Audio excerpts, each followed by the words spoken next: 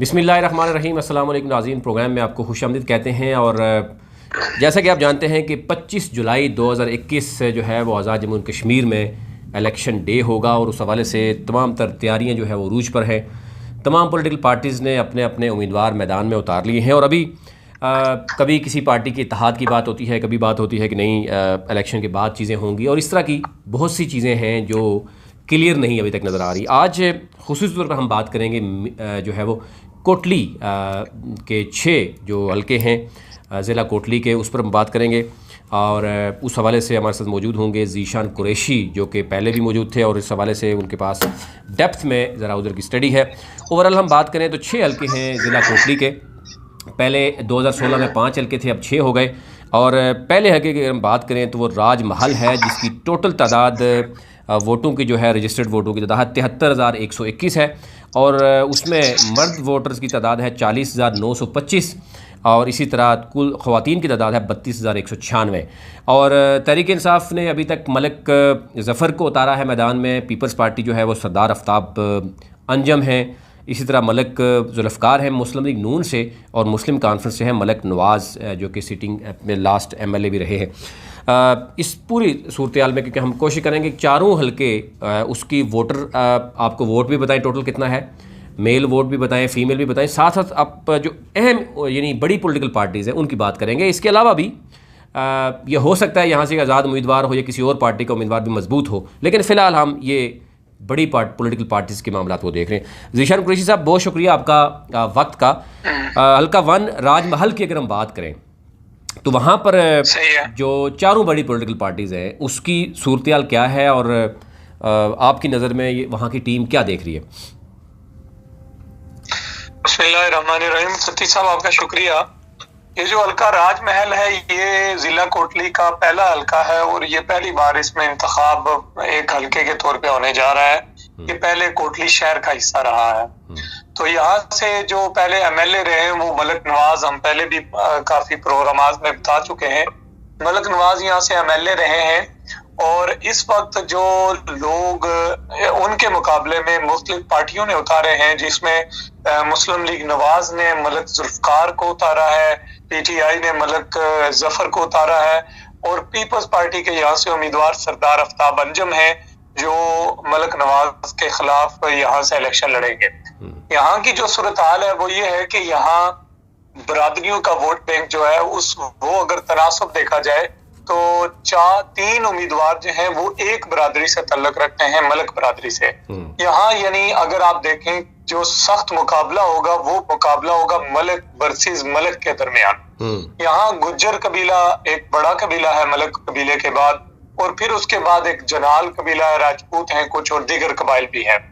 यहाँ से अगर आप कबाइल की फिर अगर आप सियासत देखते हैं तो फिर मलिक नवाज साहब ने यहाँ से पिछले जितने भी 4-5 इलेक्शन का जायजा लिया जाए तो मलिक नवाज साहब ने बड़ी तादाद में यहाँ से वोट लिया और वो यहाँ से लीड लेके जाते होते थे और सिटी का में उनका मुकाबला होता था। तो अगर मलिक नवाज साहब यहाँ से दोबारा मुस्लिम काफस के उम्मीदवार हैं, फिर मुस्लिम लीग नून के मलिक जुल्फ़कार हैं, फिर PTI ने यहाँ से मलिक ज़फ़र को उतारा है, वो भी मलिक कबीले से हैं, तो इनके दरमियान आने वाले जो इलेक्शन है 25 जुलाई को, उसमें लगता यह है कि मलिक नवाज और मलिक ज़फ़र के दरमियान सख्त मुकाबले की तवक्को है यहाँ पे। फिर अगर जो मुस्लिम लीग नून के उम्मीदवार हैं मलिक जुल्फ़कार, वो इतने मजबूत उम्मीदवार नहीं है, पहला इलेक्शन है उनका, लेकिन वो और पीपल्स पार्टी के जो सरदार आफ्ताब अंजम है वो पहले भी 1-2 इलेक्शन लड़ चुके हैं और दोबारा पीपल्स पार्टी ने उनको टिकट दिया है।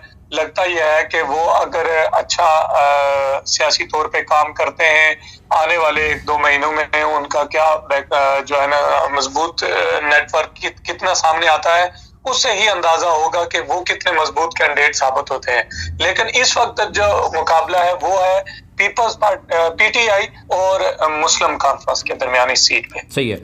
आपको कुछ ऐसा है कि जो एक मीटिंग हो रही है वज़ीर-ए-आज़म इमरान खान के और सरदार अतीक जो मुस्लिम कॉन्फ्रेंस के सरबराह उनके दरमियान, क्या मैसेज अभी तक जा रहा है? क्या अलग अलग कैंडिडेट जो है वो, एक मैसेज तो ये चला गया है मुस्लिम कॉन्फ्रेंस के सपोर्टर्स को भी कि उनकी भी अगर वो जीतते हैं तो डेफिनेटली वो भी हुकूमत का हिस्सा होंगे।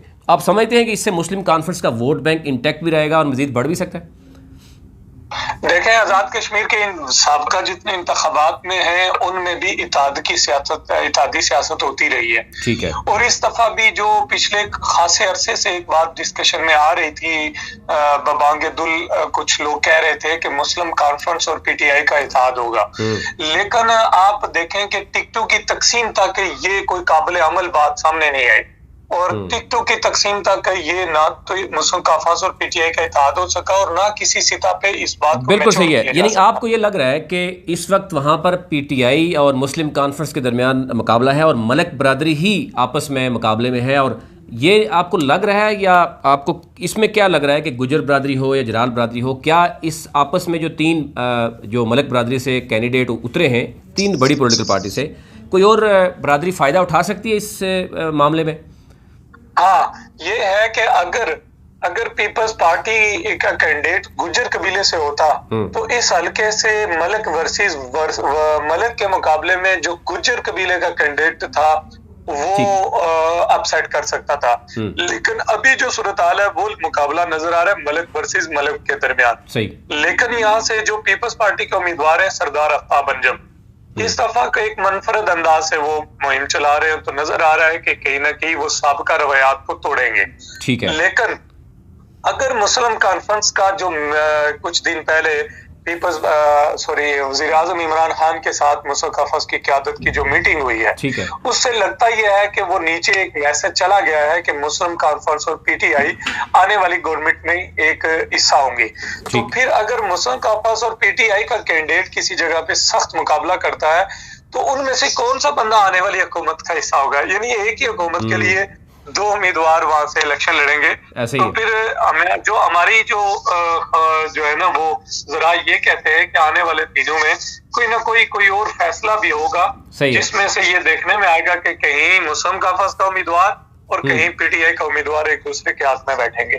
बिल्कुल बिल्कुल, आपकी बात ठीक है कि जहाँ पे मजबूत उम्मीदवार किसी भी पार्टी का होगा, जब आला क़यादत फैसला करेगी तो डेफिनेटली उसमें बहुत सी चीज़ें सामने आएंगी। अलका दो कोटली की बात करें, नकियाल की, तो वहाँ पर जो टोटल तादाद है रजिस्टर्ड वोटर्स की वो है 86,622 और मर्द वोटर्स की तादाद है 47,375 और 39,247 वोट है ख़वातीन का वोट। यहाँ पर आप क्या सूरत-ए-हाल देख रहे हैं कि पीटीआई से आसिफ हनीफ साहब हैं, जावेद इकबाल बदानवी साहब पीपल्स पार्टी से हैं और मुस्लिम लीग नून से सरदार मुनीर हैं और मुस्लिम कॉन्फ्रेंस से सरदार खिजर हयात हैं। क्या सूरत हाल है वो नकियाल की, वहाँ हमेशा से जो मुकाबला रहा है, वहाँ जो वोट बैंक है वो सरदार सिकंदर हयात करेलवी खानदान का वहां की सियासत पे असर रहा है और वो इस सियासत या इस हल्के की सियासत पे विराजमान रहे हैं। इस बार ये मुनफरद इलेक्शन होने जा रहा है कि वहां की जो करेलवी खानदान है वो इस हल्के की सियासत से आउट हो गए हैं, वो दस्तबरदारी का ऐलान कर चुके हैं। इस दफा वो वहां से उन करेलवी खानदान से कोई उम्मीदवार इलेक्शन नहीं लड़ रहा। इस वक्त तक की बात कर रहा हूँ, आने वाले दिनों में क्या फैसला था ये अलग बात है, सियासत में कोई आखिर नहीं है। सही है। इस वक्त जो आज पोजीशन है वो ये है कि जो मुस्लिम कॉन्फ्रेंस के उम्मीदवार हैं वो है सरदार खिजर हयात। सरदार खिजर हयात के मुकाबले में वहां से जो उम्मीदवार हैं पीपल्स पार्टी के वो साबिक मिनिस्टर है वो जावेद इकबाल बुडानवी और पीटीआई ने ही टिकट दिया है आसिफ हनीफ को।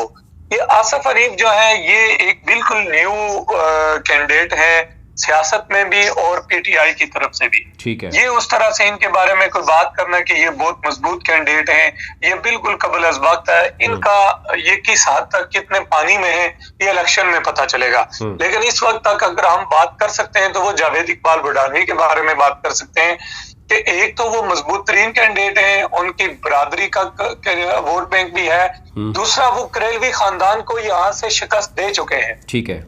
जब वो यहाँ से शिकस्त दे चुके हैं तो अब करेलवी खानदान वहां से सियासत में नहीं है, इलेक्शन नहीं लड़ रहा, तो इस सारी सूरत हाल का जो फायदा हो रहा है वो जावेद इकबाल बुडानवी को हो रहा है और यहाँ से ज्यादा चांसेस है कि पीपल्स पार्टी यहाँ से इस वक्त तक मजबूत तरीन विकेट पे है। ठीक है। इनके मुकाबले में जो मुस्लिम कॉन्फ्रेंस का कैंडिडेट है सरदार खिजर हयात, करेलवी खानदान ने ये ऐलान किया है कि इस दफा हम इलेक्शन नहीं लड़ेंगे, हम सरदार खिजर हयात की सपोर्ट करेंगे। लेकिन सरदार खिजर हयात की पोजीशन ये है कि वो इस वक्त बीमार है, मजबूत तरीके से मुहिम चलाने की पोजीशन में नहीं है, और बहुत सारी सूरत हाल ऐसी है जो उस हल्के की कि खिजर हयात इतने मजबूत कैंडिडेट वहां से नहीं है।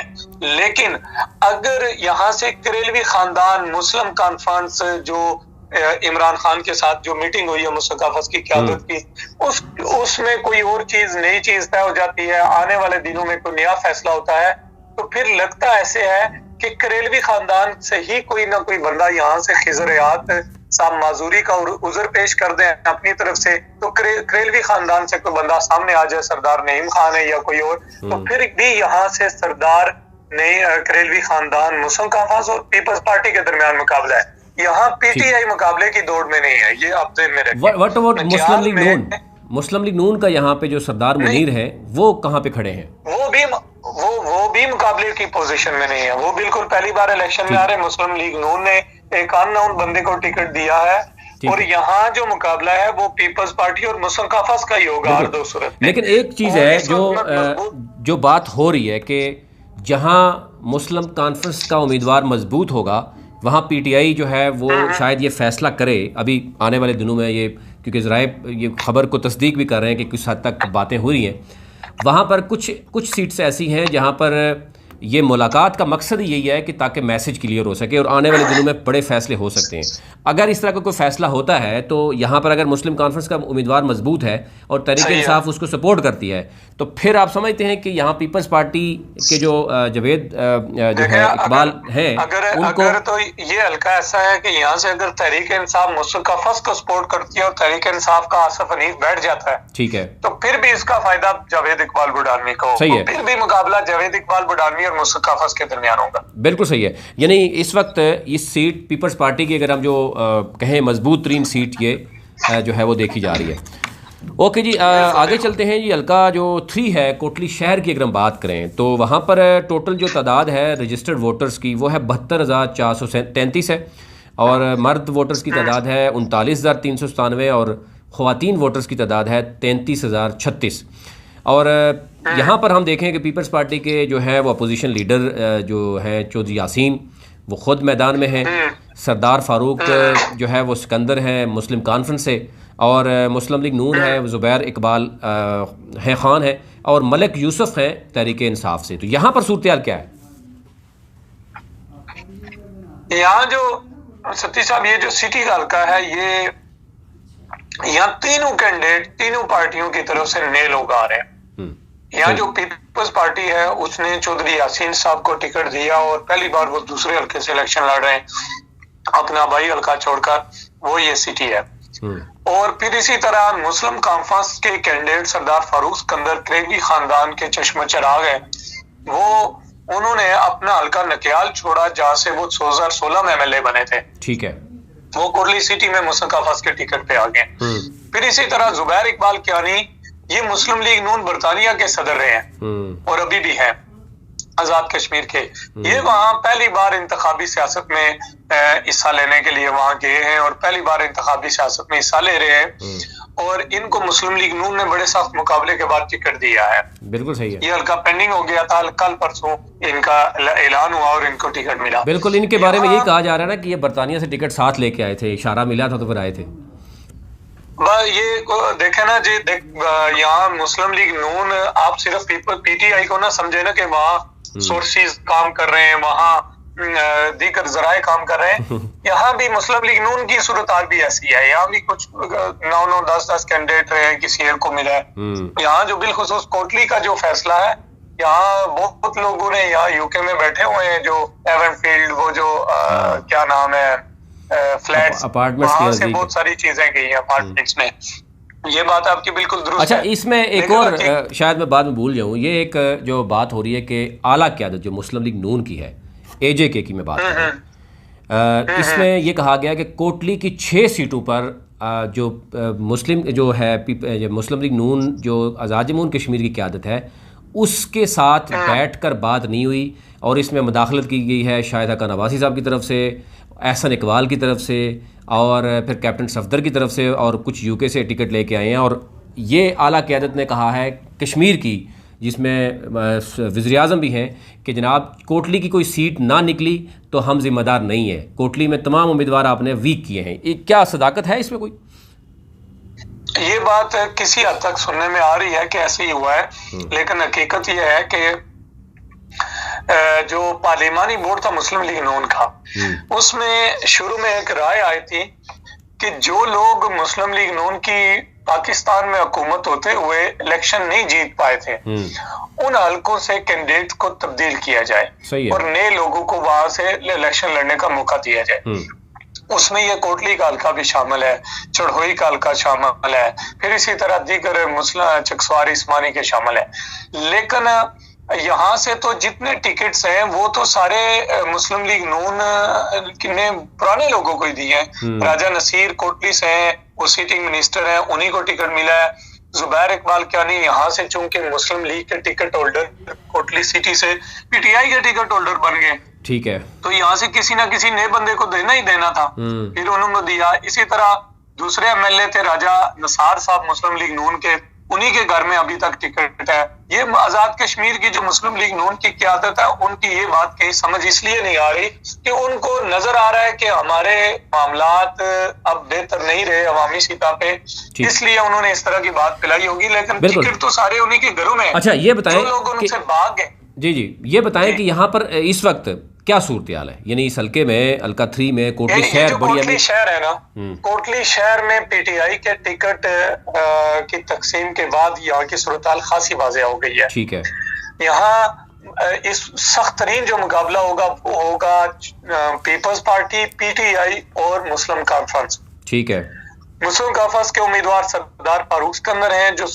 नकियाल से यहाँ इलेक्शन लड़ने के लिए आए हैं। उनका माजरीन का इस हल्के में खासा वोट बैंक है, सरदार सिकंदर याद का असर रहा है।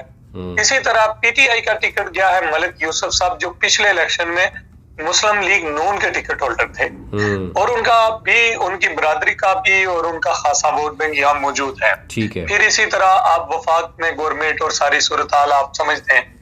इसी तरह चौधरी यासीन साहब पीपल्स पार्टी के उम्मीदवार है, अपोजिशन लीडर जो है इस वक्त, तो वो उनका अपना जो पहला इलेक्शन है यहाँ पे, लेकिन वो जाट कबीले से तल्लुक रखते हैं। जाट कबीले के खासा वोट बैंक जो है ना, वो एक पॉकेट में आ गया है, वो अकेले उम्मीदवार है। फिर इसी तरह गुज्जर कबीला है और दीगर कबाइल है जहां पीपल्स पार्टी खासी मजबूत रही है कबाइल के एतबार से भी। और फिर इस मलिक यूसुफ को टिकट मिलने से दीगर बहुत सारे कबाइल उनसे नाराज हैं। मसलन पिछले दिनों उनके कुछ बयानात ऐसे थे अपने दीगर कबाइल के हवाले से कि जिनकी वजह से लोग ये सोच रहे कि उनके मुखालिफ वोट दिया जाए। फिर ये सारी मुखालफत का जो फायदा है वो या तो सरदार फारूक सिकंदर को मिलेगा और या चौधरी यासीन को मिलेगा। ठीक है, तो फिर यहाँ आप कह सकते हैं कि यहाँ सख्त मुकाबला होगा पीपल्स पार्टी, पीटीआई और मुस्लिम काफस में। इन तीनों में से किसी एक को सीट मिलेगी। ठीक है, अभी कुछ भी कहना कबल वक्त होगा। आगे चलते हैं जी। सहनसा कोटली की जो कोटली का जो चौथा हल्का है और LA 11 है, यहाँ टोटल अगर तादाद बात करें वोटर्स की तो यहाँ पे है 1,05,827 है टोटल, और उसमें से मर्द की है 57,429 और 48,396 जो है 98 है वो ख्वातीन की तादाद है वोटर्स की। यहाँ पर जो है मुस्लिम कॉन्फ्रेंस से राजा इफ्तिखार हैं, उसके बाद सरदार बशीर पलवान है पीपल्स पार्टी से, मुस्लिम लीग नून से राजा नसीर हैं जो कि MLA रहे, और चौधरी इखलाक हैं वो PTI से उनका ताल्लुक है। यहाँ पर सूरत हाल क्या है इस वक्त? यहाँ जो सूरत हाल ये है सती साहब के, यहाँ जो पिछला मुकाबला हुआ था वो हुआ था राजा नसीर और चौधरी इखलाक के दरमियान, PTI और मुस्लिम लीग नून के दरमियान। और राजा नसीर साहब तकरीबन को 12-13 हजार की लीड से जीते थे चौधरी इखलाक से, और चौधरी इखलाक ने भी PTI का साबका इलेक्शन में सबसे बड़ा वोट बैंक लिया था यहाँ से, जो सबसे बड़ा वोट बैंक लेने वाला कैंडिडेट था। लेकिन इस दफा सूरत हाल जरा मुख्तलिफ है कि इस दफा PTI की पाकिस्तान में हुकूमत है, फिर बहुत सारे दीगर सोर्सेज बाकी सारे काम कर रहे हैं, एक हवा भी चली हुई है PTI की। इस तरह इस दफा लगता यह है कि राजा नसीर और चौधरी इखलाक में सख्त तरीन मुकाबला होगा। लेकिन यहाँ पे जो पीपल्स पार्टी है वो पीपल्स पार्टी के उम्मीदवार हैं सरदार बशीर पहलवान, वो सबका इलेक्शन नहीं लड़ सके थे किसी वजह से। तो इस दफा वो उम्मीदवार मैदान में है, उनका एक अपना खास वोट बैंक है, वो उनके पास मौजूद होता है। 7-8 हजार 9 हजार जो वोट बैंक उनका अपना है, एक पूरे बेल्ट का वोट बैंक वो लेके चलते हैं। तो उनका मैदान में आना, फिर उसके बाद यहाँ से राजा नसीर के जो साबका सपोर्टर थे मुस्लिम लीग नून के, वो थे राजा इफ्तिखार अहमद खान। इस वक्त वो राजा इफ्तिखार अहमद खान और चंद उनके साथ बड़े नाम है, राजा सप्तेन है, 1-2 और लोग हैं, राजा जिया अमीर, ये सारे लोग राजा इफ्तिखार के साथ खड़े हो गए और इन्होंने बगावत की है राजा नसीर के साथ, मुस्लिम कॉन्फ्रेंस में शामिल हो गए और मुस्लिम कॉन्फ्रेंस का टिकट है राजा इफ्तिखार के पास। अब ये सूरत हाल ये बनती है कि अगर राजा इफ्तिखार मजबूत वोट बैंक लेकर राजा नसीर को नुकसान पहुंचाते हैं तो फिर इसका फायदा चौधरी इखलाक को होगा। सही है। इसी तरह अगर इन तीनों के दरमियान राजा इफ्तिखार और बशीर पहलवान, इनका वोट बैंक किसी की जीत और किसी की हार इसके लिए बहुत अहम किरदार अदा करेगा। सही है। और जी यानी मुकाबला यहाँ पे आप देख रहे हैं तो चौधरी इखलाक और मुस्लिम लीग नून के दरमियान, और दूसरे 2 कैंडिडेट जो है ना बड़ा अहम रोल प्ले कर सकते हैं यहाँ पे। फिलहाल ये सूरत हाल है। बिल्कुल। आगे चलते हैं जी। हल्का 5 की अगर बात करें तो यहाँ पर है चढ़ोई, और ये टोटल तादाद जो रजिस्टर्ड वोटर की मेरे पास आ रही है वो 1,06,428 है, और मर्द जो वोट हैं वो है 57,838 हैं, और 48,590 जो है वो ख़वातीन के वोट हैं। यहाँ पर अगर मैं बात करूँ मुस्लिम कॉन्फ्रेंस के हैं राजा नईम है, इसी तरह मुस्लिम लीग नून के राजा जो है वो रियासत हैं, चौधरी यासीन पीपल्स पार्टी की ये दूसरा हल्का यहाँ से भी लड़ रहे हैं, और PTI के शौकत फरीद हैं। तो यहाँ पर क्या सूरत है? यहाँ की जो सूरत हाल है, यहाँ हमेशा से बरादरियों के दरमियान मुकाबला रहा है, बरादरियों का बड़ा जो है ना मुदाखलत रही है सियासत में, और यहाँ हमेशा से चौधरी यासीन साहब के दरमियान और चौधरी यासीन साहब और मुस्लिम कॉन्फ्रेंस या मुस्लिम लीग नून के दरमियान सख्त मुकाबला रहा है, यानी राजपूत और जाट कबीले के उम्मीदवार के दरमियान सख्त मुकाबला रहा है यहाँ से। लेकिन इस वक्त जो सूरत हाल है वो ये है कि पहले सिर्फ 2 ऑप्शन हुआ करते थे, अब 2 ऑप्शन वाली बात नहीं है, अब जो सूरत हाल है वो ज्यादा ऑप्शन वाली बात है। यहाँ मुस्लिम लीग नून का उम्मीदवार भी है, मुस्लिम कॉन्फ्रेंस का उम्मीदवार भी है, यहाँ पीपल्स पार्टी का उम्मीदवार भी है, PTI का उम्मीदवार भी है। इसी तरह दीगर हमने बाकी हल्कों की बात की है, लेकिन वहाँ जमात इस्लामी के उम्मीदवार भी है, वो भी मुस्लिम वोट बैंक पे असरअंदाज होते हैं। यहाँ जो चढ़ोई की जो सूरत हाल है, ये हल्का जो 5 है, यहाँ से एक लंबे अरसे से चौधरी यासीन साहब सियासी नहीं खेलते आ रहे हैं, और चौधरी यासीन साहब MLA भी बनते आ रहे हैं। पिछले दोनों इलेक्शन में वो पिछला जो सख्त तरीन इलेक्शन था उनके लिए, फिर भी वो इलेक्शन जीत चुके थे, और मुस्लिम लीग नून यहाँ से हार गई थी। अब ये है कि यहाँ से PTI का जो कैंडिडेट है वो पहले भी कैंडिडेट रहे हैं, उनका चौथा इलेक्शन है, वो हर इलेक्शन में 6,000 के करीब वोट लेते रहे। इस दफा जो है वो शौकत फरीद, इस दफा जो सूरत हाल है वो ये है कि वो वफाक की गवर्नमेंट की वजह से, PTI की हवा की वजह से उनको एज मिलेगा। इस दफा पहले इलेक्शन की निस्बत वो अलग मुनफरिद अंदाज में मुहिम भी चला रहे। लगता यह है कि वो मुस्लिम लीग नून को भी और पीपल्स पार्टी के चौधरी यासीन को भी नुकसान पहुंचाएंगे। ठीक है। और मुकाबले की पोजीशन में जा रहे हैं। लेकिन ओवरऑल मुकाबला किस पार्टी के लग रहा है? मुस्लिम लीग नून, PTI और पीपल्स पार्टी, तीनों में मुकाबला, और इन तीनों में मुकाबला होगा। यहाँ से जो मुस्लिम लीग नून के कैंडिडेट हैं वो है राजा रियासत, ये पहली बार इनको टिकट मिला है। यहाँ से पहले राजा इकबाल साहब कैंडिडेट थे, उन्होंने पिछले इलेक्शन में सख्त मुकाबला दिया था चौधरी यासीन को, पीपल्स पार्टी को। लेकिन इस बार जो सूरत हाल है वो ये है कि राजा रियासत साहब को टिकट मिला है, वो नए कैंडिडेट हैं, वो चढ़ोई के ही रहने वाले हैं, कहीं बाहर से पैराशूटर की तरह नहीं आए। वो चढ़ोई के पुराने सियासी कारकुन हैं, उन्होंने हाजी अकरम, मेजर मुनसफदाद और राजा इकबाल, इन तीनों को इलेक्शन लड़ाए हैं, और वो तजर्बाकार सियासी कारकुन है और मजबूत सियासी घराने से, यानी सियासी बैकग्राउंड के आमिल भी है। लगता यह है कि इस दफा वो ये वोटर को ये समझाने में, जो यासीन के मुखालिफ वोटर है, समझाने में कामयाब हो जाएंगे कि मैं पहली बार इलेक्शन में आया हूं और मुझे वोट दिए जाएं और मैं नया कैंडिडेट हूं। तो इस मामले में वो शायद वोटर को जो फेड अप हो गया था मुस्लिम लीग नून के पुराने कैंडिडेट से या चौधरी यासीन से, उसको वो कामयाब हो जाएंगे कायल करने में। लेकिन इस यहाँ जो एक जो है वो सूरत ये भी है कि मेजर मुनसफदाद साहब के सियासी जानशीन राजा नईम मुनसफदाद जो साबिक मिनिस्टर रहे मेजर साहब, उनके राजा नईम मुनसफदाद मुसक्काफस के टिकट पे से उम्मीदवार है। वो भी कोई कमजोर कैंडिडेट नहीं है। वो और पीटीआई के कैंडिडेट एक ही यूनियन काउंसिल से ताल्लुक रखते हैं। फिर इसी तरह जो पीपल्स पार्टी और नो लीग के कैंडिडेट ये मुख्तलिफ यूनियन काउंसिल से ताल्लुक रखते हैं। और इस बुनियाद पर ये लग रहा है कि इन तीनों पीटीआई, मुस्लिम लीग नून और पीपल्स पार्टी में सख्त मुकाबला होगा और मुस्लिम कॉन्फ्रेंस के जो कैंडिडेट हैं इनका वोट किसी भी पार्टी की जीत या हार में अहम किरदार अदा करेगा। ठीक है, लेकिन इस वक्त तक सबकी कोशिश ये है कि चौधरी यासीन को किस तरह से शिकस्त दी जाए। यानी इस वक्त तक ओवरऑल देखा जाए जिसको शिकस्त देने की कोशिश की जा रही है वही जाहिर है मजबूत कैंडिडेट है, मजबूत विकेट पे है इस वक्त। चौधरी यासीन साहब पिछले एमएलए भी बनते आ रहे हैं, अब भी वो उनकी यही कोशिश है कि मैं इलेक्शन जीतूंगा, दावा भी उनका यही है। अब देखेंगे कौन जीता है, लेकिन मुकाबला इन 2-3 पार्टियों में नजर आ रहा है। बिल्कुल ठीक है जी। आखिरी हल्का है कोटली का, ज़िला कोटली का, और हल्का जो है वो 6 खोईरट्टा। यहाँ पर टोटल जो वोट है, वोटर रजिस्टर्ड है वो है 96,215 है, और मेल वोट है 92,995, और इसी तरह फीमेल है 43,263 वोट है। इसमें जो है वो मुस्लिम लीग नून के अयाज निसार हैं, न्यू हैं, कैंडिडेट हैं।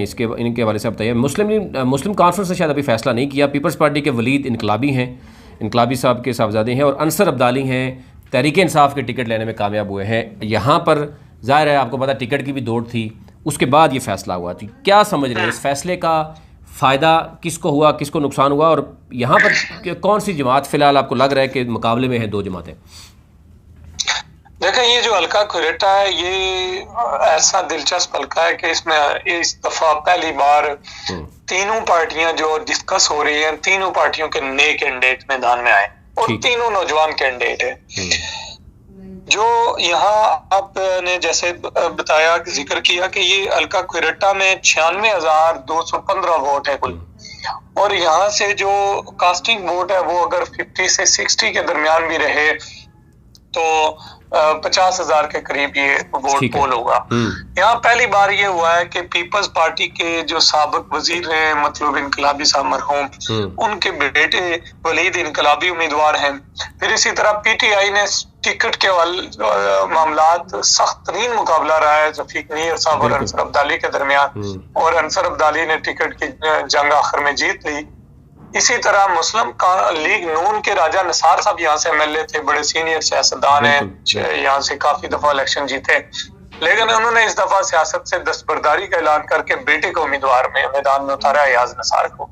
मुसक्काफस यहाँ से अभी तक लगता ही है कि कुछ उम्मीद लगाए बैठी है किसी एक बड़ी शख्सियत से, अभी तक इस वजह से फैसला नहीं कर पाई। ठीक है, लेकिन हकीकत यह है कि यहाँ पे जो मुकाबला है वो तीनों उम्मीदवारान के दरमियान सख्त मुकाबला है। ठीक है, यानी ना तो यहाँ से वलीद इनकलाबी को कमजोर कैंडिडेट है, ना इस वक्त तक आप कह सकते हैं कि अंसर अब्दाली को कमजोर है, और ना अयाज निसार।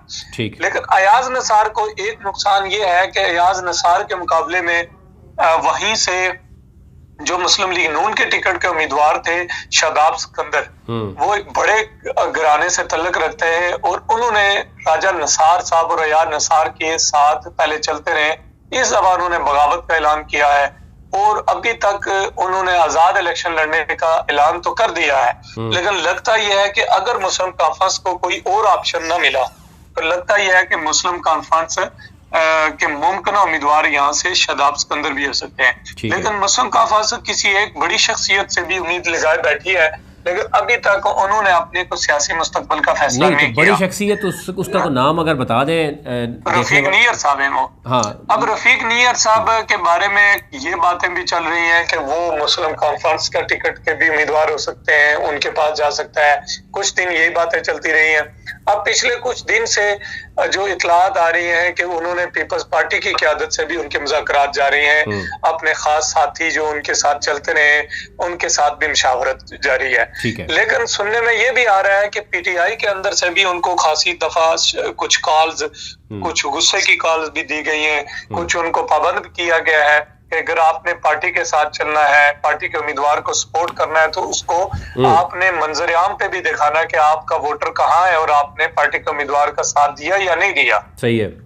फिर हम आपको छोटी देते हैं किसी एडजस्टमेंट की। तो अगर आपने पार्टी के उम्मीदवार का साथ ना दिया तो हम एडजस्टमेंट की छोटी नहीं दे सकते। बिल्कुल सही। तो रफीक नैयर साहब इस वक्त तक दो राय पे खड़े हैं, फैसला नहीं कर पाए इस वक्त तक कि मैंने कहाँ जाना है, किस कहीं इलेक्शन लड़ना है। लेकिन आपको क्या लग रहा है कि अगर यानी आपको क्या लग रहा है कि रफीक नैयर साहब को किस तरह का फैसला यानी ज़्यादा सूटेबल होगा? क्या वो पीपल्स पार्टी को ज्वाइन करेंगे तो उम्मीदवार जो पहले से मौजूद हैं वलीद इनकलाबी, अब वो ये आपको क्या लग रहा है कि सीट यानी इलेक्शन ये लड़ेंगे वो सपोर्ट करेंगे या वो इलेक्शन लड़ेंगे ये सपोर्ट करेंगे? दूसरी तरफ अगर हम बात करें मुस्लिम कॉन्फ्रेंस की, मुस्लिम कॉन्फ्रेंस का अगर इनके पास टिकट आता है तो वहाँ पर आपको क्या लग रहा है कि मुस्लिम कॉन्फ्रेंस और फिर पीटीआई के दरमियान मुकाबला होगा या पीपल्स पार्टी के दरमियान?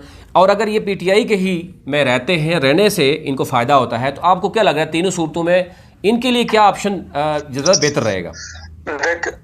देखें कि रफीक नैयर साहब इस वक्त तो पीटीआई में रहने की पोजीशन में नहीं रहे। ठीक है। क्योंकि वो टिकट के उम्मीदवार थे, उन्होंने बैरिस्टर सुल्तान के खिलाफ जंग लड़ी, मतलब इस टिकट के मामले में, और बहुत सारे लोगों के साथ इख्तलाफात बनाए। फिर जब टिकट का ऐलान हो गया तो मरकजी पार्टी के हवाले से भी उनके खदशात हैं, उन्होंने बड़ी सख्त तकरीर भी की, फिर उनकी रैली भी हुई हल्के में। लेकिन एक और जो खबर जो जराए बता रहे हैं कि जिन ज़रा एक ग्रुप के ये से उनकी लगती नहीं थी, जो ज़रा पीटीआई के इस वक्त 2 ग्रुप काम कर रहे हैं, दूसरे ग्रुप से भी कहा गया है कि उनको आप मैनेज करें, और फिर एक और जो मेन आपको पता है कि जराए होते हैं जो वही बता रहा हूँ ना, वही बात कर रहा हूँ कि पीटीआई का जो ग्रुप है था आजाद कश्मीर का, जिसकी सरबराह बैरिस्टर सुल्तान साहब कर रहे थे, ठीक, उनके साथ तो पहले से ही उनके इख्तिलाफ थे कि वो पार्टी टिकट के अंसर अब्दाली के लिए सपोर्ट कर रहे थे। उन्हें उम्मीद थी रफीक नैयर साहब को कि जो मरकज का, जो पाकिस्तान की मरकजी पार्टी है, वहां मेरे सोर्सेज ठीक हैं, वहां मेरे रूट्स ठीक हैं, तो वहां से मुझे सपोर्ट मिलेगी। ठीक है। लेकिन वहां से भी टिकट का फैसला तो अंसर अब्दाली के हक में हुआ, तो फिर रफीक नैयर साहब एक और जो बात की जा रही है, एक और जो बात हो रही थी, उस पर आप किस हद तक आप समझते हैं कि वो इल्ज़ामात की हद तक थी कि अंसर अब्दाली गुज़िश्ता 5 सालों में हल्के में रहे, वोटर्स के दरमियान रहे, और रफ़ीक नैयर साहब नहीं रहे या बाहर रहे और वोटर्स को कंप्लेंट भी दी? किस हद तक इसमें उनके ऊपर जो इल्ज़ामात हैं या मुबैना तौर पर वो ठीक हैं या ऐसा नहीं है? नहीं, ये बात दुरुस्त है कि अंसर अब्दाली ने जो टिकट के हवाले से टफ टाइम दिया है वो वैसे ही नहीं दिया। वो 5 साल हल्के में रहा है, उसने 5 साल हल्के में काम किया है, पार्टी प्रोग्रामात किए हैं। उसके मुकाबले में रफीक नैयर साहब उस निस्बत से उस तरह हल्के में नहीं रहे। सही है। ठीक है, आखिरी 5-6 महीने साल उन्होंने खासा काम किया, लेकिन उस तरह से लेकिन जो अभी पार्टी की पोजीशन है वो ये है कि लगता ये है, जो मेरे इत्तलात है कि रफीक नैयर साहब ने हर सूरत में इलेक्शन लड़ना है। ठीक है। और वो किसी पार्टी के साथ, उनके 1-2 पार्टियों के साथ मुज़ाकरात चल रहे थे। अगर वो पीपल्स पार्टी की तरफ जाते हैं तो फिर लगता यह है कि पीपल्स पार्टी के उम्मीदवार वलीद इनकलाबी होंगे। ठीक है। और रफीक नैयर उनकी सपोर्ट करेंगे और शायद आने वाले अगले इलेक्शन की कोई बात उनके हवाले से की जाए। यानी ये अभी तक कोई फाइनल बात नहीं है, लेकिन मुस्लिम कॉन्फ्रेंस भी रफीक नैयर साहब के साथ राब्ते में है। हाँ। फिर इसी तरह रफीक नैयर साहब ना तो मुस्लिम कॉन्फ्रेंस, ना पीपल्स पार्टी, ना आजाद इलेक्शन, किसी भी हवाले से अभी तक कोई अपना फैसला भी नहीं कर पाए। ये भी एक सवालिया निशान है। लेकिन अगर आपको लग रहा है कि अगर आपको लग रहा है कि पीपल्स पार्टी में जाने से यानी वो इलेक्शन लड़ेंगे नहीं, लेकिन अगले इलेक्शन की, यानी अगर आप ये कह रहे हैं कि 2026 के इलेक्शन के लिए कोई डील करेंगे, तो क्या वो उससे बेहतर इनके लिए डील जो है वो पीटीआई के साथ जो चल रही है अभी, जो हमारे ज़राए बता रहे हैं कि उनकी डील चल रही है, और या मुस्लिम कॉन्फ्रेंस के प्लेटफॉर्म से वो इलेक्शन लड़ते हैं, इस सारी सूरत हाल में नुकसान किसको होगा? क्या पीटीआई को वहाँ पर नुकसान होगा, वो सीट लूज़ करेगी? देखें, रफीक नैयर साहब किसी का पासा कहीं किसी तरफ भी पलटेगा तो उसका नुकसान तो पीटीआई को होगा। सही है। वो किसी और पार्टी को नहीं होगा। ठीक है। मुस्लिम कॉन्फ्रेंस के प्लेटफॉर्म से इलेक्शन लड़ते हैं तब भी नुकसान पीटीआई को होगा। पीपल्स पार्टी के प्लेटफॉर्म पे जाते हैं तब भी नुकसान पीटीआई को होगा, ठीक है, यानी इसका फायदा पीटीआई को नहीं होगा। लेकिन ये बात दुरुस्त है कि अगर रफीक नैयर साहब पीटीआई से अगर उनकी डील चल रही है, लेकिन लगता नहीं है कि अभी वो पीटीआई में रह सके, क्योंकि उनकी टारगेट था टिकट, ठीक है, और टिकट चेंज करवाना चाहते थे लेकिन टिकट चेंज नहीं करवा सके। अब अगर वो वहीं रह के सपोर्ट करने की कोशिश करते हैं तो उनका वोटर जो है वो पीटीआई के उम्मीदवार को सपोर्ट नहीं करेगा। यानी ये दोनों सूरतें ऐसी हैं जो मजबूर कर रही है रफीक नैयर साहब को। अब लगता ही है कि रफीक नैयर साहब जो इतना जल्दी फैसला नहीं कर पाए और ताखीर हो गया, उसकी वजह यही है कि वो अभी तक किसी फैसले पे नहीं पहुंचे।